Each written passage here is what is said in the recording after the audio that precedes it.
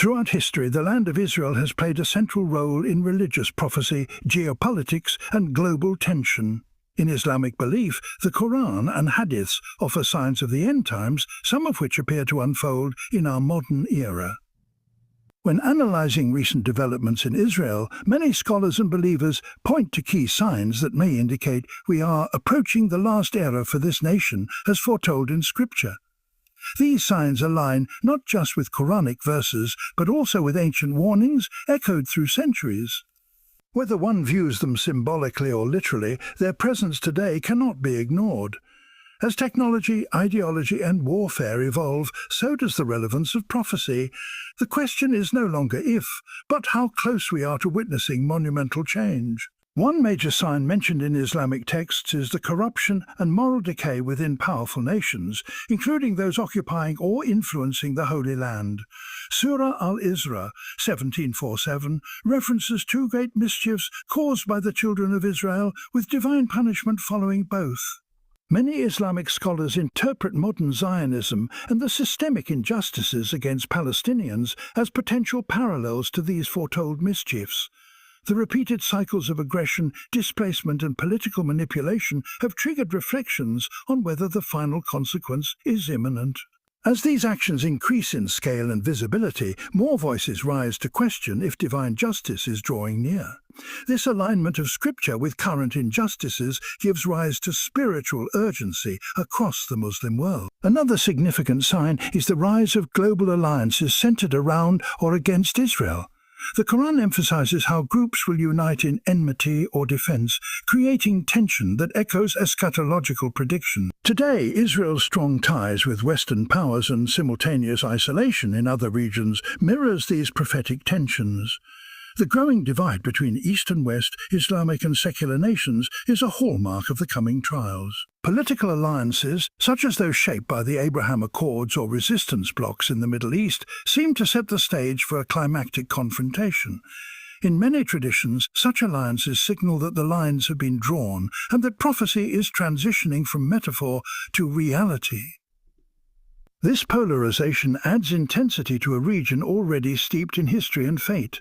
The presence and escalation of violence in Al-Aqsa Mosque is one of the clearest and most emotionally charged signs mentioned by Islamic scholars. The sanctity of Al-Aqsa in Islam is paramount, and any desecration is seen as a grave provocation. In recent years, tensions around the mosque have spiked with increased raids, restrictions on worshippers, and violent confrontations. Hadiths mention that towards the end times, Al-Aqsa will face severe trials and will become a focal point of divine tests. As clashes intensify within and around this sacred space, believers see these as wake-up calls for what is to come. Al-Aqsa is not just a building, it is a symbol of spiritual endurance. Its trials symbolize greater spiritual battles ahead, linking modern struggles with the final chapters of prophecy. Another telling indicator is the technological dominance and surveillance capabilities centered in and around Israel.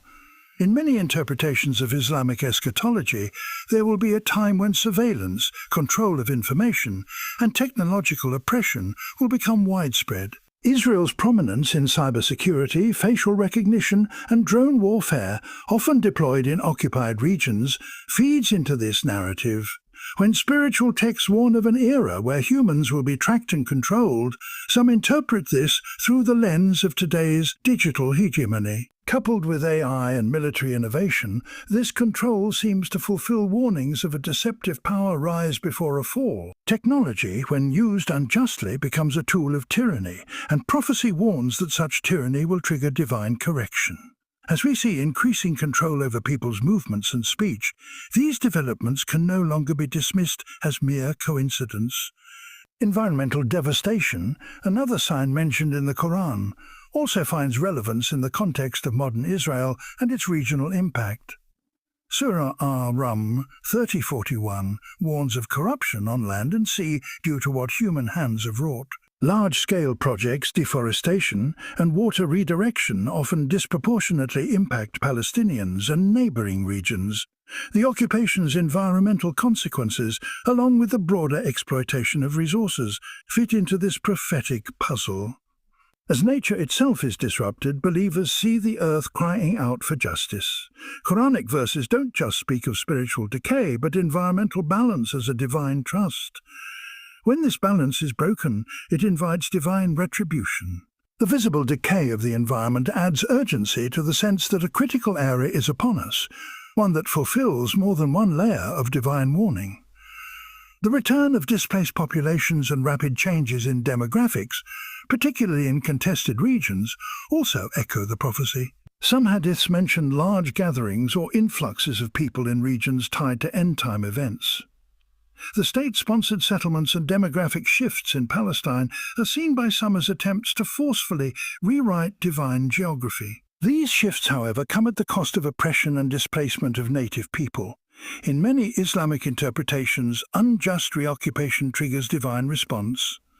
The Quran speaks of balance, justice, and the right of people to live peacefully on their lands. As these rights are violated, believers feel that the clock of divine consequence ticks faster. The expansionism occurring in real time serves as both a political and prophetic signal, a reshuffling of people before a greater reckoning. The normalization of relations with former enemies is also seen as a suspicious calm before the storm.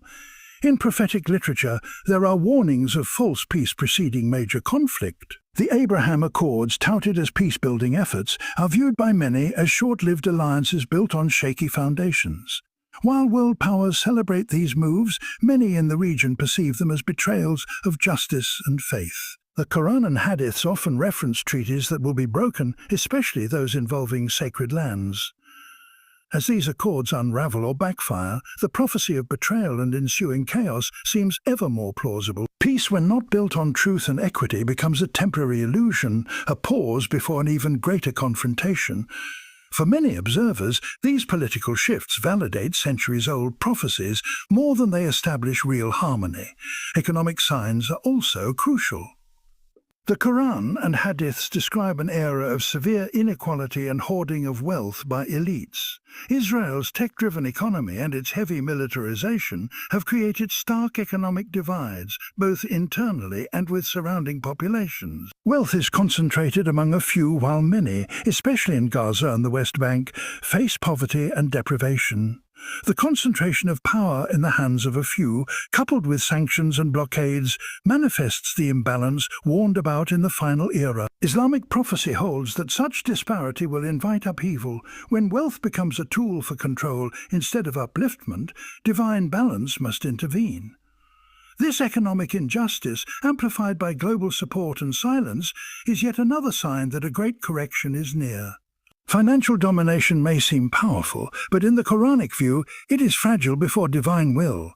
One of the most chilling signs is the eventual appearance of the Dajjal Antichrist near the region of the Levant. Though not uniquely tied to Israel, many hadiths suggest that this area will be a primary theatre for his deception and ultimate defeat. The hadiths describe him as a deceiver with massive control over resources and information, traits some associate with modern Zionist influence and global media narratives. While interpretations vary, the thematic parallels are striking. The falsehoods and misinformation surrounding regional events, often favoring one side while silencing the oppressed, align with what prophecy describes as an era of confusion and illusion. The narrative war, just like the physical one, becomes part of a larger spiritual conflict. This sense of confusion is not accidental but foretold, warning believers to sharpen their discernment. The resistance and growing global awareness of oppression are themselves prophetic responses. In Islamic eschatology, the oppressed are promised divine support and the people of truth will eventually rise.